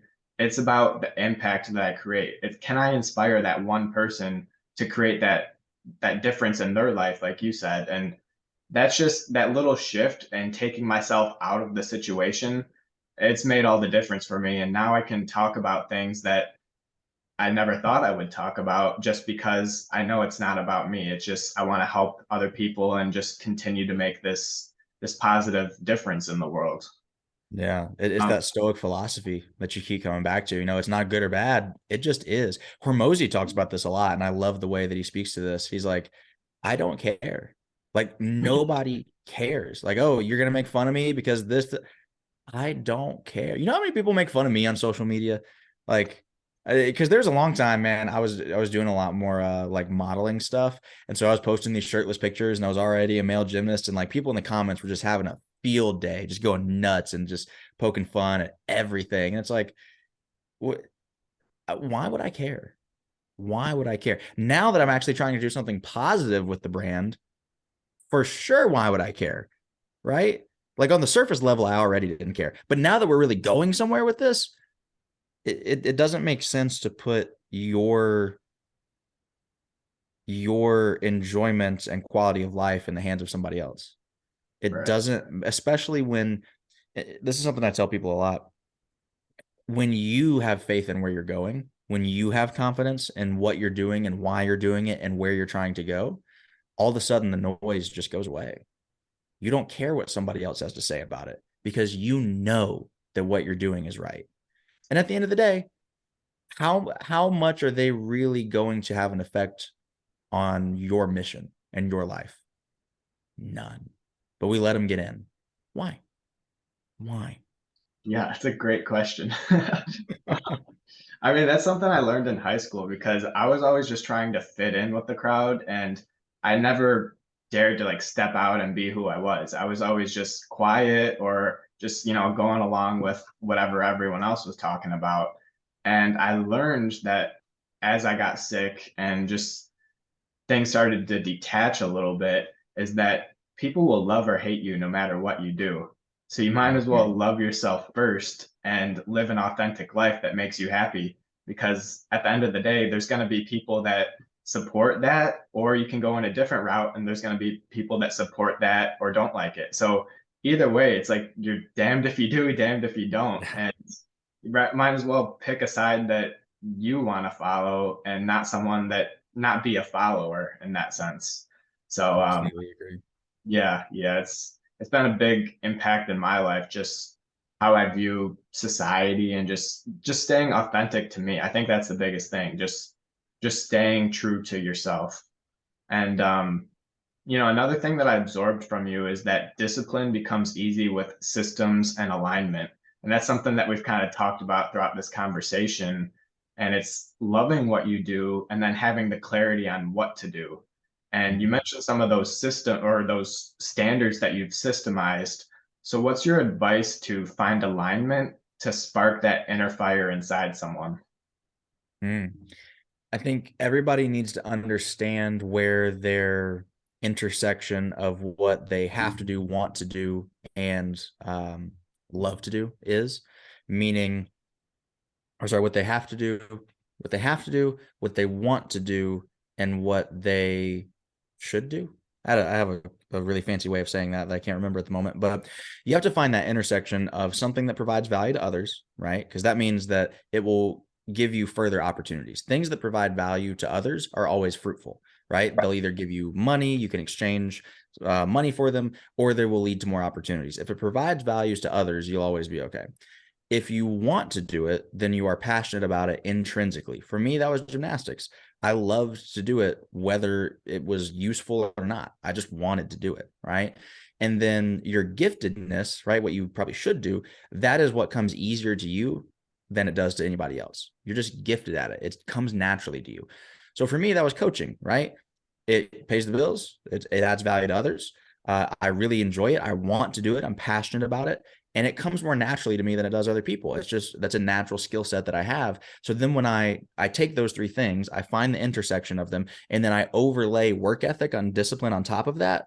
Now you've kind of got the unbeatable formula, right? Because you've got this thing that already has so much potential, and then you add in effort over time, that will turn into something that nobody else can possibly compete with, because one, you've put the work in, but two, you're starting with something that you already have a competitive advantage with, because it's something that is unique and intrinsic to you, your giftedness, your talents, your passions. So if you can just take that and overlay some discipline over time, it's really, really tough to compete with somebody that does that. Yeah, no, I love what you said because I follow this concept called ikigai, which is Yeah, yeah. yeah, doing what you love, what the world needs, what you can get paid for, and then there's one more in there.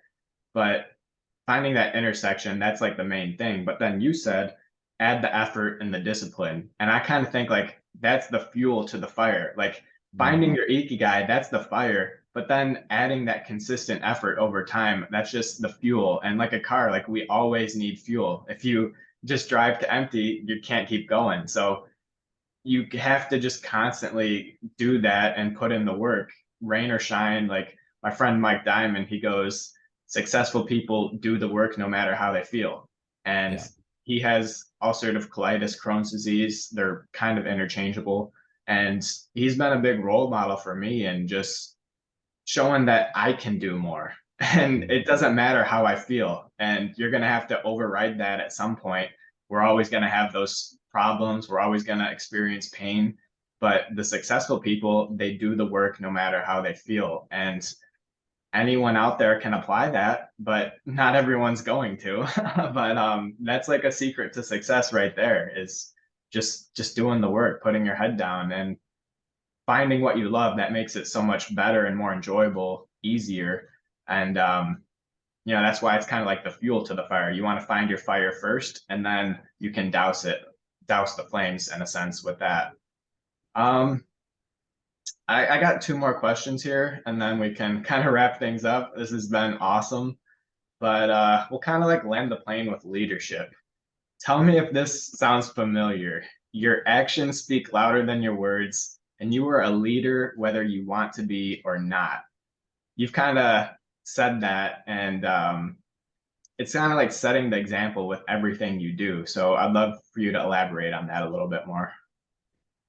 Exemplification is the best form of articulation, meaning we can talk all day long, but until you start to lead by example, you're just moving air. You're not moving people. And there's a big difference in those two. So leadership is a hot topic right now. Everybody wants to be in leadership development. Everybody wants to talk about leadership. And it goes along with the boom in the self-development industry in general, right? The challenge is more people are talking than doing, and that creates a big gap.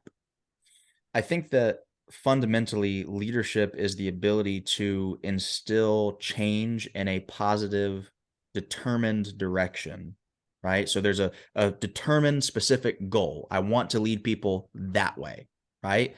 That's leadership. And you cannot possibly do that effectively until you practice what you preach. You can't do it until you exemplify it, not just talk about it. Um, and everybody is constantly under the scrutiny of leadership, whether they want to be or not. What I mean by that is regardless of if you want to put yourself in a high position of leadership, meaning if you just want to be unknown and go about your life, there's nothing wrong with that at all. Not everybody needs to be or wants to be, rightfully so, some big influencer, right? More people think they want to be a big influencer now because of the social media age, even if they really don't. But not everybody wants to do that. You don't have to have 1 million followers to lead people, though. And I think that sometimes people let themselves off the hook. I think that oftentimes people fear the responsibility of leadership, and so they justify why they are not leaders. The reality is you are leading whether you want to lead or not. Somebody's watching you.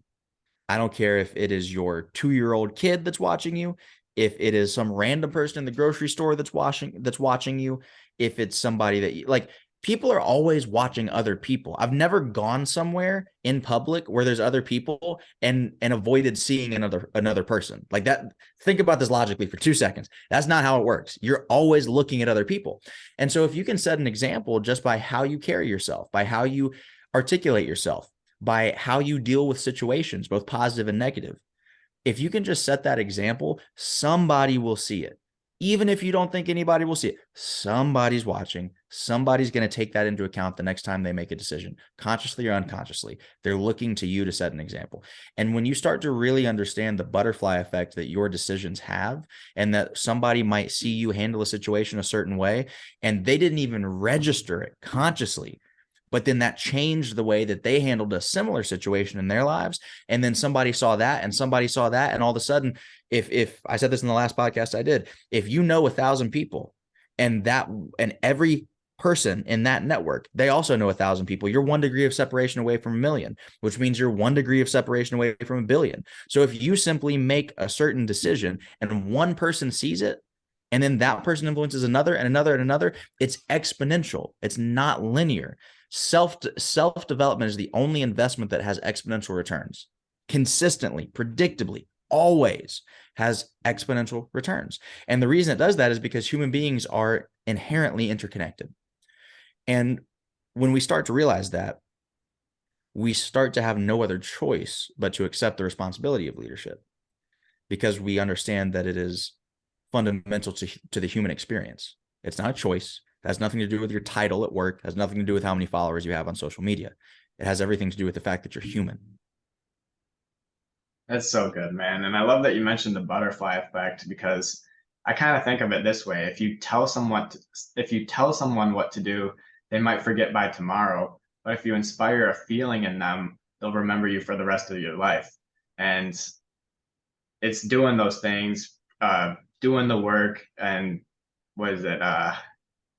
Just walking the talk, I guess. That's a better way to say it. We just walk the talk, and you just never know who's watching, and whether that's at the grocery store, whether that's at the gym, like your work ethic at the gym can certainly impact other people, whether it's just one set of workouts or it's your entire routine. Like, you just have no idea. And I think the main message for that is leading by example is really the best way to help someone, because at the end of the day, you can't help someone that doesn't want to help themselves. And the teachers are always going to be out there, but they're not revealed until the student is ready. So until you're ready, I mean, that's just how it is. So we'll land the plane with this one. One final question before we wrap things up. When you look back and connect the dots of your experiences, what's one of the biggest lessons that you learned that anyone listening can adopt and apply? One final takeaway for everyone.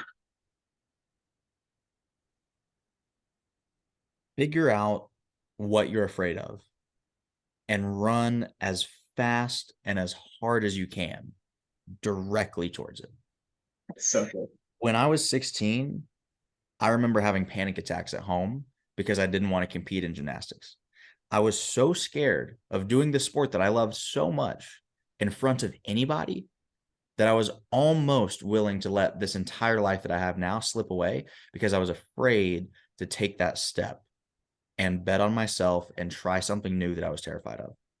That one decision, and when I say panic attacks, I don't mean like Like, I mean, real panic attacks. Like, no offense. I'm not talking about like I'm scared of this and like I don't want to do it. I'm talking about sweating, shaking, borderline having a seizure, locked up. I can't move, paralyzed for 30 minutes, for an hour, because I'm so fearful. And that wasn't before the competition. That was sitting at home trying to decide if this was a decision that I even wanted to make Wow. to go compete. And that one decision led me not only to being able to continue the sport that I love, to progressing in the sport that I love so much more than I ever would have otherwise, but it also led me to Michigan. It also led me to have that experience, which grew me into the person I am today. It also led me to ET, right? That's another example. That's another one of those fork in the road moments. Speaking, I had panic attacks the same way when I was 22 years old as a fifth year senior at U of M, about to graduate with an economics and psychology degree, because I had to stand up in front of a class of 13 people and say, "Hi, my name's Brandon. I'm studying economics and psychology." Literally palm sweating, shaking. I couldn't do it. I was terrified of it. And now I've spoken on stage in front of 1,200 people in the audience alongside the world's best to ever do it. And Amazing. that was something that was terrifying to me. And had I not been willing to just try it, the whole "what doesn't kill you make you stronger" thing is really cliche and overplayed, but it's very true. Like, what do you have to lose? Did I really think that going to compete in gymnastics was going to kill me, that it was going to end this experience? No.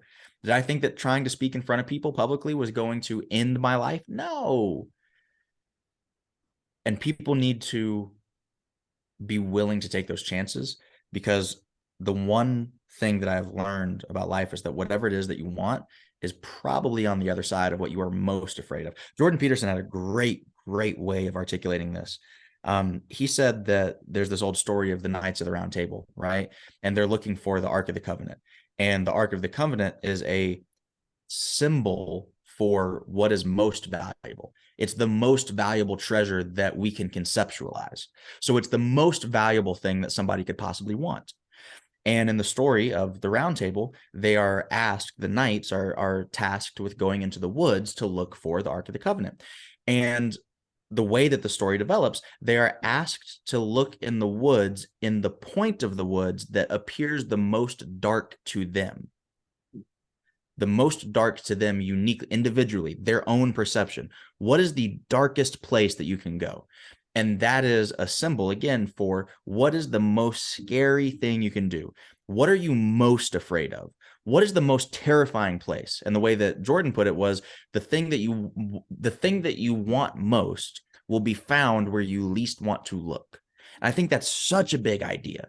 It's such a big idea, because my experience anecdotally has proven this to be true, because the things that I wanted and the development that I had and the life that I have wanted to live has only been found in those places that I was so afraid of, so hesitant of, and that I thought were beyond my own capacity. I thought that if I walked into the woods in that spot right there, I don't know if I'm going to make it out. That's exactly where you go. That's exactly what you run towards. And you do it as fast and as hard as you possibly can. And that's how you change your life. That's There's so no cool. other way to do it. So good. I'm not even going to follow that up because I want people to absorb that and really apply that into their lives. Like it's so good. But the one thing I will say is that fear is a green light to growth. So if you fear it, you should go do it. If it scares you, you should probably do it. Um, Man, this has been awesome. Before you take off, let us know how we can support you. On Instagram, I'll tag you down there. I'll tag your website link down there. But yeah, just let us know like what you got going on and what you're looking forward to so we can support. Definitely, man. I think the big goal this year is to grow the social media, just blow that thing up. I'm at a place now where I feel like I've been in the woods for a long time, and I've been enjoying that process. And now it's time to go back to that hole that I fell in a long time ago, reach back and help as many people as I can. And I don't want to help one person. I don't want to help two people. I've done that. And that's infinitely fulfilling. And I think that's what's so cool about this industry, is that you help one person and that is infinitely fulfilling. Like I can die tomorrow and feel like I had a life very, very well lived. But at the same time, you have the opportunity to expand that beyond your wildest imagination. And so the big goal for 2023 and probably 2024 and 25 as well is growing the brand, growing the social media, and growing the exposure so that I can try and just be a vessel, to be a conduit to try and help as many people as I possibly can.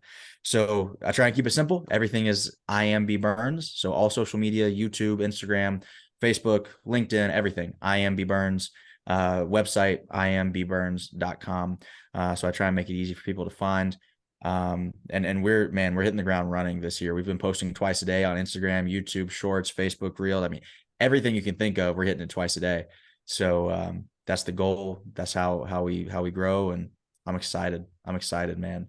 That's what's the most exciting for me, is having the same message on a bigger platform and refining it and getting better at articulating it, getting better at getting this in the hands of other people, getting better at helping affect people who need to make a change and want to make a change in their lives, getting better at leading them to the results that they want, and doing it on a massive scale. That's so exciting for me. So, and I'm thankful for you for being a part of it too. Yeah, I can't do it without y'all, man. I can't bring this stuff out of me without people like you. So you're a key part of it, man. I appreciate you for doing this. of course, man. Like, experiences, mindset, growth. Like, you embody all of this. So that's why I wanted to have you on this podcast. And your message is really impactful. So I just want as many people out there to hear it and start applying some of the lessons and the tools that you incorporate into their lives, because it can make such a big difference. And if anyone out there is looking for a guest speaker, look no further. This is your guy. He will definitely deliver. And just wanted to throw that out there for you. Thank you. But yeah, man, Brandon, thank you so much for taking time to be here with me today and to drop some absolute fire. I feel like I'm ready to run through a brick wall right now.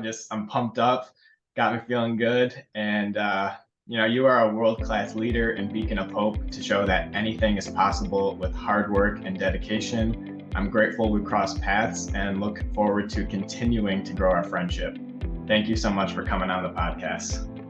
Thank you, brother. Appreciate you.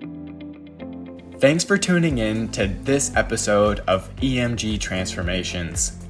You never know how one valuable insight can make such a big impact.